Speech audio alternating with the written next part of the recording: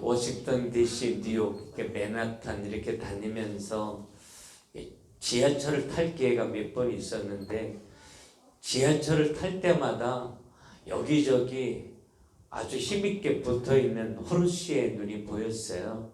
외눈, 사탄 숭배를 상징하는 눈이죠. 근데 떼어낼 수 없을 만큼 고정적으로 이렇게 붙여져 있더라고요. 지하철 굉장히 뉴욕의 지하철은 어두컴컴한데 그런데 옮겨가는 곳마다 그런 호르시의 눈이 붙어져 있었고 9.11 테러 때 이렇게 쌍둥이 빌딩이 무너지고 이제 하나의 빌딩이 세워졌는데 프리즌 타워라고 이렇게 이름을 줬고요. 이제 그 앞에 보면 굉장히 큰 모형식의 건물을 만들어놔서 많은 관광객들이 사진을 찍는데 그 거대한 모형이 눈이었어요.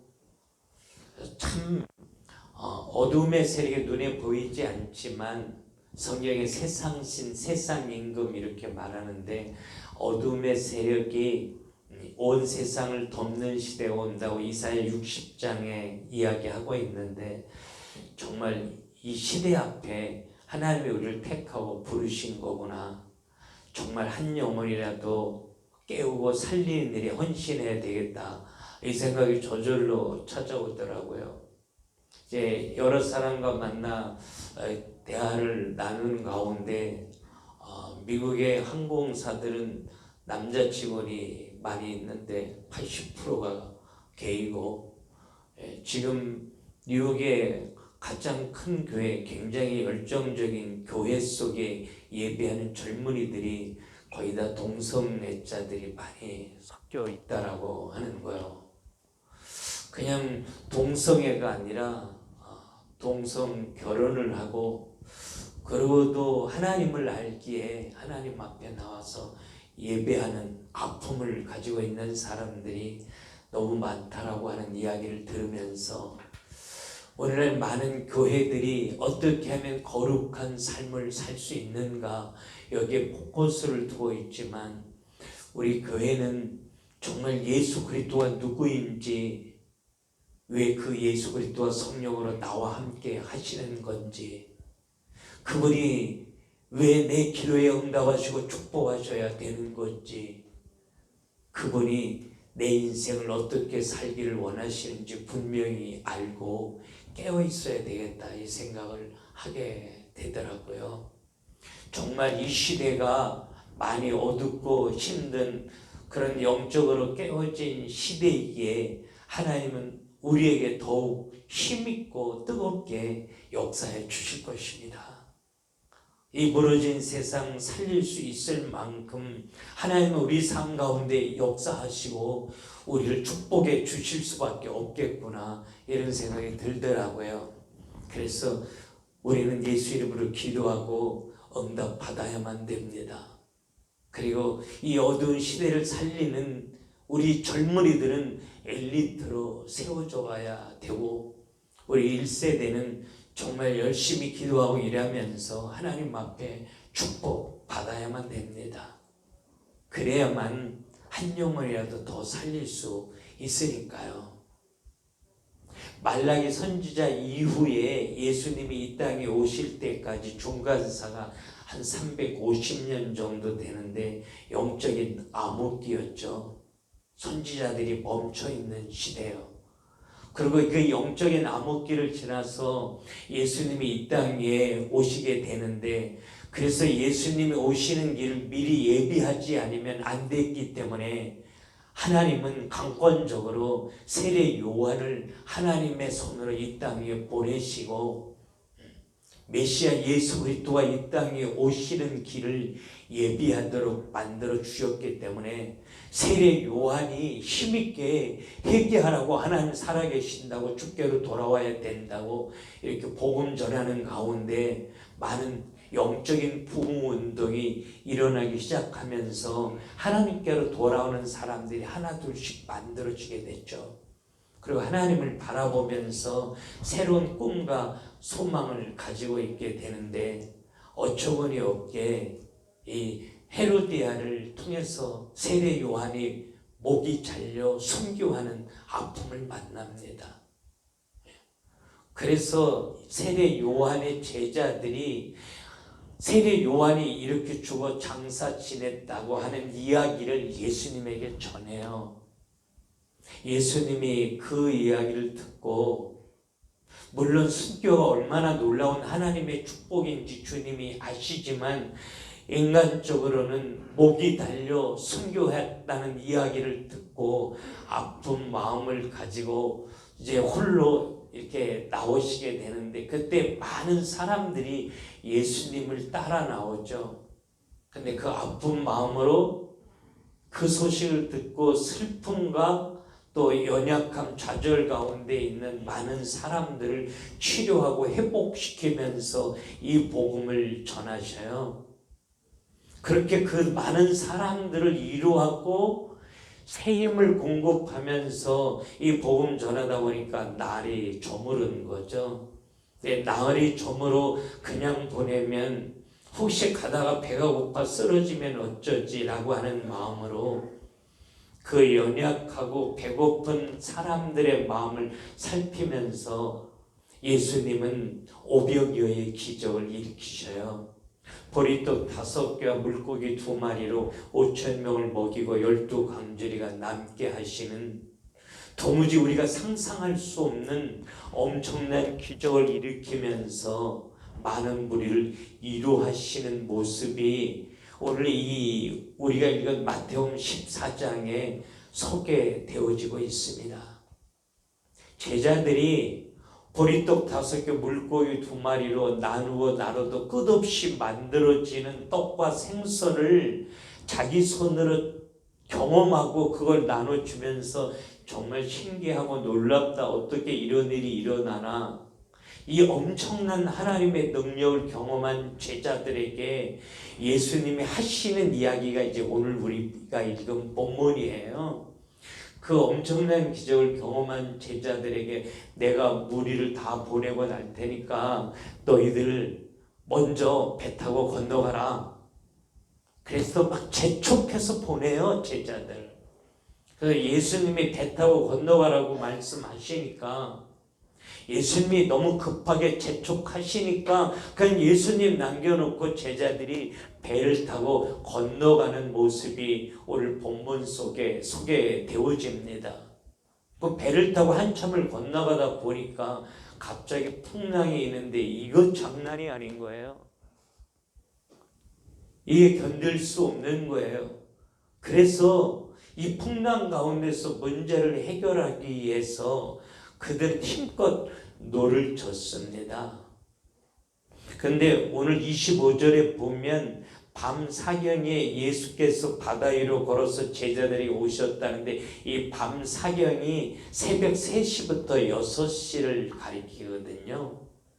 그러니까 저녁을 먹자마자 배를 타고 떠나갔는데 새벽 3시에서 6시 사이에 주님이 오신 걸 보면 한 10시간 정도 가까이 이 풍랑을 이기기 위해서 노를 저었던 제자들의 모습을 지금 말하고 있는 거죠.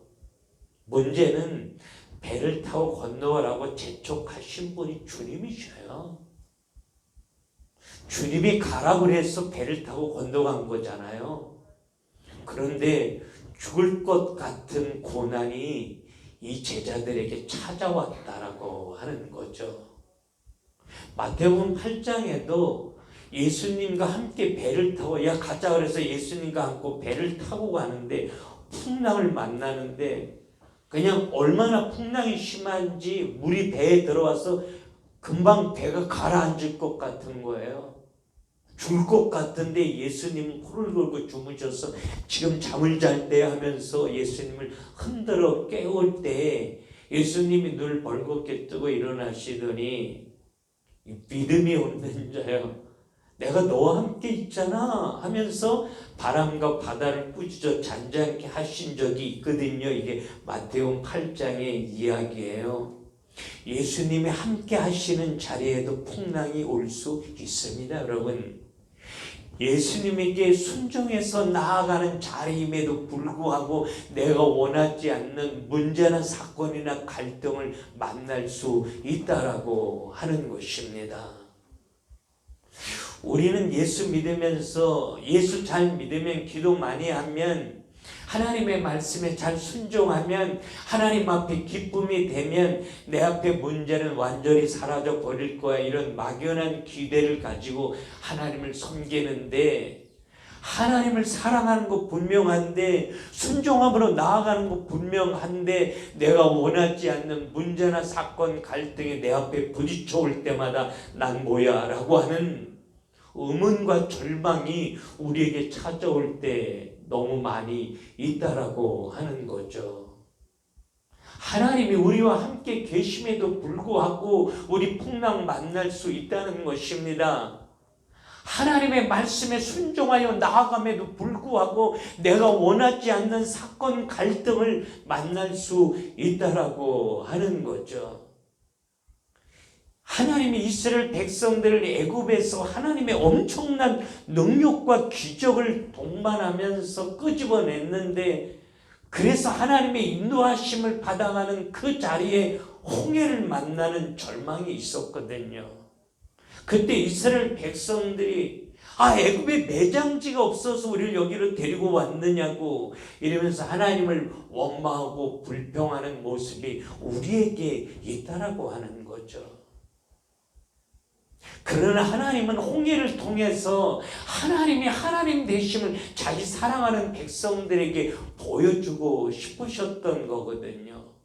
홍해를 건너서 이제는 정말 문제가 없겠지 생각하고 춤추며 찬양하며 하나님의 인도를 받아 따라가는데 만난 곳이 마라였거든요.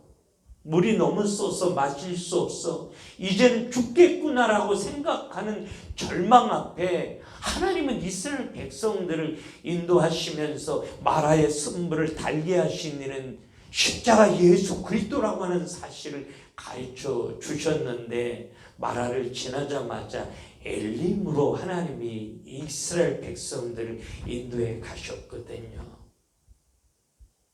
여러분 우리가 하나님의 인도함을 받아가면서 내가 원하지 않는 문제나 사건 갈등을 만날 수 있다라고 하는 것입니다.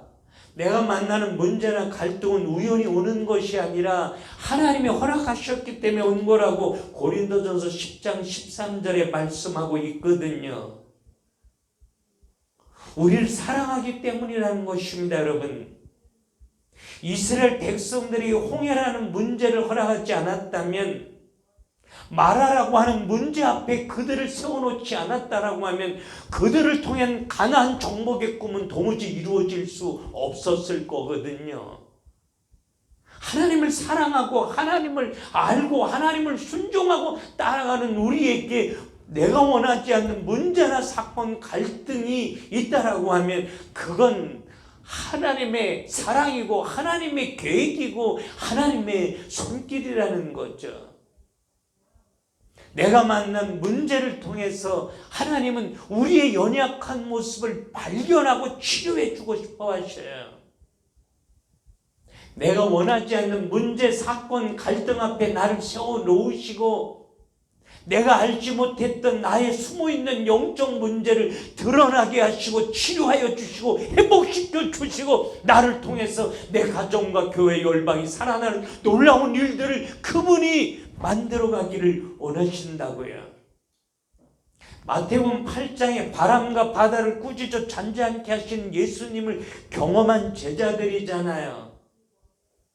조금 전까지만 해도 아무도 고칠 수 없는 질병을 치료해 주셨던 주님을 곁에서 지켜본 제자들이잖아요. 보리떡 5개, 물고기 2마리로 5,000명을 먹이고도 12광주리가 남아서 할렐루야 소리 질렀던 사람들이 이 제자들이잖아요. 이게 잠시 전에 있었던 일이잖아요. 풍랑을 만났다라고 하면 그 주님 찾아야 되잖아요. 그럼에도 불구하고 그들은 주님을 찾지 않고 10시간 정도 가까이 내 힘, 내 능력, 내 열심으로 문제를 해결하기 위해서 열심히 노를 저었다는 거예요. 근데 해결되지 않은 거죠. 하나님은 우리를 사랑하시기 때문에 때로는 하나님의 아픈 마음을 가지고 우리를 밤 사경에 세워놓으실 수 있다는 것입니다. 내 열심, 내 노력, 내 의지로 도무지 해결할 수 없는 문제 앞에 나를 세워놓으시고, 그래서 하나님이 하나님 되심을 경험하게 하시고, 그 예수의 이름으로 나 살고 세상 살리는 놀라운 일에 하나님이 우리를 사용하고 싶어 하신다는 거죠.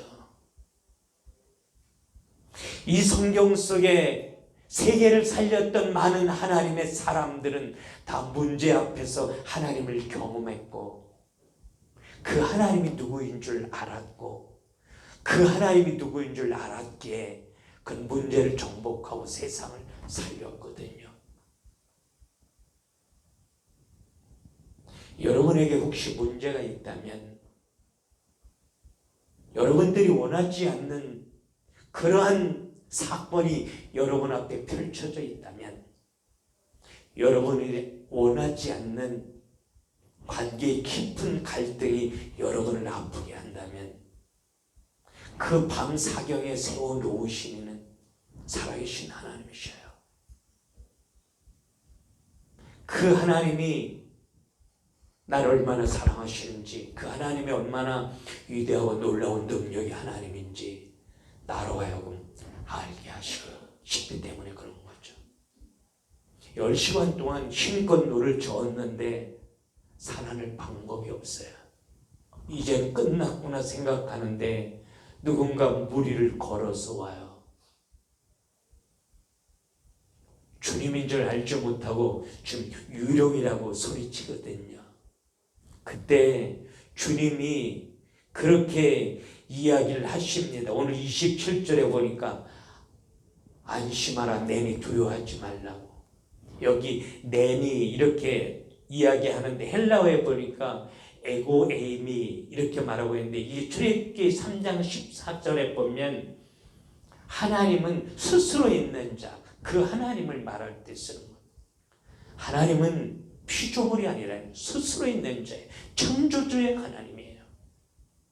나야 아무도 고칠 수 없는 병든 자를 고쳤던 나, 그 누구도 해놓을 수 없는 보리떡 5개 물고기 2마리로 조금 전에 5,000명을 먹이고도 12광주리가 남게 한 나, 내가 너를 사랑하잖아. 내가 너희들이 10시간 동안 이 밤 사경이 될 때까지 나를 바라보지 않고 나를 의지하지 않고 네 힘, 네 능력으로 이 문제를 해결하고 발버둥치고 사는 거 내가 보았다고. 더 이상은 볼 수 없어서 내가 너희들에게 찾아온 거라고. 이제는 안심하라고.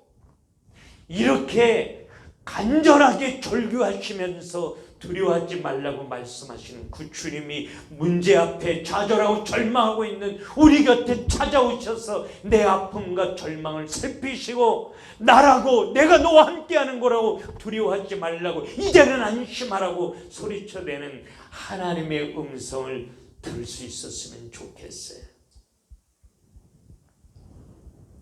마가복음 6장 52절에 이 사건을 마가를 통해서 동일하게 기록하고 있는데 그렇게 말합니다. 그들이 그 떡 떼시던 일을 깨닫지 못하고 도리어 그 마음이 둔하여 졌습니다. 조금 전에 주님이 행하셨던 그 엄청난 일들을 기억하지 못하고 여전히 문제만 바라보고 무너졌던 제자들의 모습을 이야기하고 있다는 것입니다. 시편 23편 3절에 하나님이 우리를 인도해 가실 때 내 영혼을 소생시키시고 자기 이름을 위해서 우리를 의의 길로 인도하신다, 이렇게 말씀하고 계시는데, 하나님의 이름이 나를 통해서 드러나게 하시려고 하나님은 친히 하나님의 손으로 우리를 의의 길로 인도해 가신다는 거예요. 의의 길은 제가 늘 말하지만 구불다 가파르다 이런 뜻입니다. 너무 구부러서 너무 가파라서 나 혼자의 힘으로는 걸어갈 수 없는 그 길로 하나님이 나를 이끌어 가신다는 거예요. 오늘 제자들을 그곳으로 밀어 넣으신 것입니다. 제자들의 힘으로는 문제를 해결할 수 없는 그 밤사경에 제자들을 세워 놓으신 거예요. 왜? 그래야 그들 가운데 하나님의 이름이 드러날 수 있으니까. 그 어려운 환경을 통해서 하나님을 경험하며 하나님이 누구인지 분명히 알 수 있으니까 말이에요. 하나님이 우리를 사랑하는 거 맞습니다. 하나님은 창조의 하나님 맞습니다. 그러나 하나님은 하나님이 원하지 않는 우리를 문제나 갈등 앞에 세워놓으시고 내가 할 수 있는 거 아무것도 없게 주님이 필요하다고 주님이 하시면 다 되는 줄 내가 믿는다고 예수의 이름을 부르는 하나님의 사람으로 나를 세워가기를 원하셔요. 하나님이 쓰셨던 위대한 하나님의 사람들, 내가 할 수 있다고 생각할 때 하나님은 역사하지 않으셨어요. 내가 할 수 있는 거 아무것도 없기에 하나님이 필요하다고, 하나님이 하시지 않으면 나 아무것도 할 수 없는 거라고, 참새 한 마리가 땅에 떨어지는 것도 하나님이 허락지 않으면 안 되는 걸 내가 믿는다고, 하나님이 하시면 바람과 파도도 꾸짖어 잔잔케 할 수 있고, 하나님이 하시면 죽은 자도 살리시고, 하나님이 하시면 병든 자를 고치시고, 하나님이 하시면 보리떡 5개 물고기 2마리로 5,000명을 먹여도 12강조리가 남게 하시는 걸 내가 믿는다고. 근데 그 주님이 필요하다고. 그 하나님이 하시면 모든 것 되는 줄로 내가 믿는다고. 오직 예수 바라보며 주님의 이름을 부르는 하나님의 사람을 찾으셔요. 왜? 그 사람이라야만 이 무너진 땅 살릴 수 있으니까요. 미국에서 발표한 한국 경제는 경제를 회복할 수 있는 타이밍을 놓쳤다고 말하더라고요. 한국 경제는 굉장히 심각한 어려움에 직면하게 될 거다. 많은 사람들이 그렇게 말합니다. 한국의 정치 상황은 굉장히 혼탁하고 경제 상황은 심히 어려운 가운데 있습니다. 사회적으로는 영적으로 아주 혼탁하여 심각하게 무너진 상태에 있어요. 정말 이 무너지고 깨어진 이 어렵고 혼탁한 상황 가운데서 하나님의 마지막 택한 백성 살리는 그 일을 위해서 하나님이 날 택하고 부르신 게 분명하다라고 하면 우리가 만난 문제나 사건, 갈등을 통해서 하나님을 아는 자로 날 바꿔놓고 싶어 하셔요. 어떤 자리에 세워놔도 복음으로 반응할 줄 아는 사람, 어떤 자리에 세워놔도 복음으로 문제를 정복할 수 있는 사람, 어떤 자리에 세워놔도 복음을 말하고 세상을 살릴 수 있는 그런 하나님의 사람으로 나를 가꾸어 놓기를 원하셔서 내가 해결할 수 없는 문제나 사건이나 갈등 앞에 우리를 서게 하셔요. 나라고, 창조자 나라고, 내가 너희를 사랑한다고, 그래서 이렇게 무리를 걸어올 수밖에 없었다고, 이제 두려워하지 말라고, 안심하라고 주님이 말씀하실 때 그 주님이 베드로는 믿어줬어요. 그 예수가 믿어졌을 때 베드로도 무리를 걸어가는 기적을 경험합니다.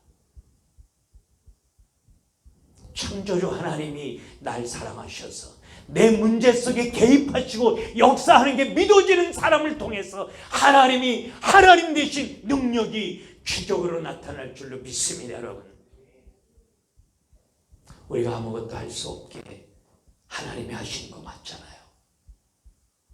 홍해 앞에 이스라엘 백성들이 다 절망하고 좌절할 때 모세가 이 복음을 붙잡고 너희는 가만히 서서, 우리가 아무것도 할 수 있는 거 없기에 우리는 가만히 서서 포기하거나 좌절하거나 절망하지 말고 하나님이 하실 걸 기대해보자. 여호와께서 행하시는 구원을 봐라. 분명히 하나님 하신다. 왜? 그분은 우리를 사랑하시니까. 아무것도 할 수 없기에, 오직 하나님만 바라볼 수밖에 없기에, 이 절망과 좌절 가운데 하나님 바라보며 하나님을 기대할 때 홍해가 갈라지는 하나님의 역사가 나타났잖아요. 그 하나님이 오늘 밤 사경에 완전한 절망과 좌절 가운데 내가 아무것도 할 수 없어서 포기하거나 좌절하는 것이 아니라, 그래서 창조의 하나님이, 만왕의 왕이신 하나님이 능력으로 나와 함께 계시되 영원히 함께 계시는 줄로 믿고, 내가 약할 때 강함 되신 하나님인 줄로 믿고, 오직 딴 거 바라보지 않고 예수 바라보며 예수 이름을 부를 때 하나님만이 하실 수 있는 능력으로 하나님 우리를 도우신 것입니다. 하나님은 역사하신 것입니다.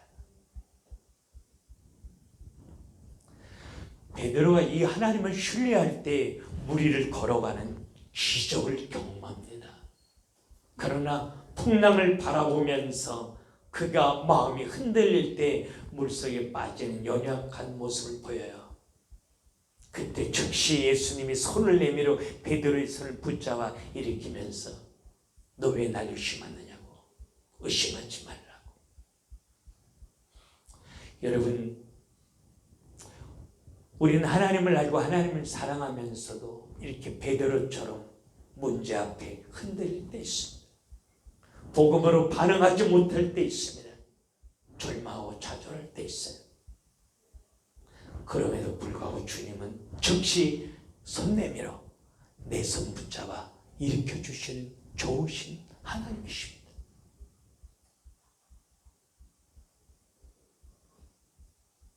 그분은 내 하나님이니까요. 세상 사람 다 날 버려도 날 버리지 않는 내 아버지 하나님이시니까요.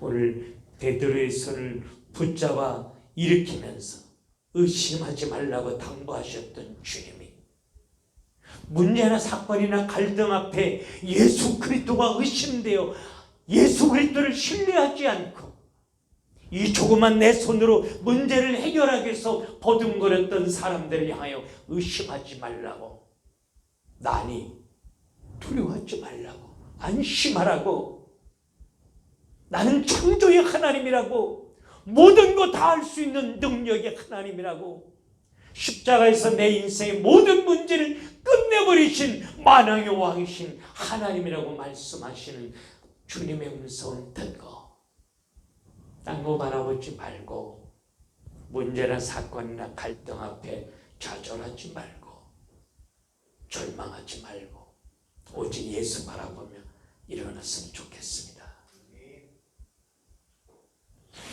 혹시 스스로 믿음이 부족해서 쓰러지고 부러진 적 있습니까? 그래도 괜찮습니다. 주님이 그때 더 가깝게 내 곁에 오셔서 즉시 주님의 손 내밀어 내 손 붙잡아 일으켜 주시고 의심하지 말라고, 내가 널 사랑한다고, 일어나라고 그렇게 말씀하신 하나님의 음성을 듣고, 여러분 이 마지막 시대에 우리 힘있게 일어나서 가정과 교회와 열방을 살리는 시대의 주인공으로 세워지기를 주님의 이름으로 축원합니다. 기도합니다.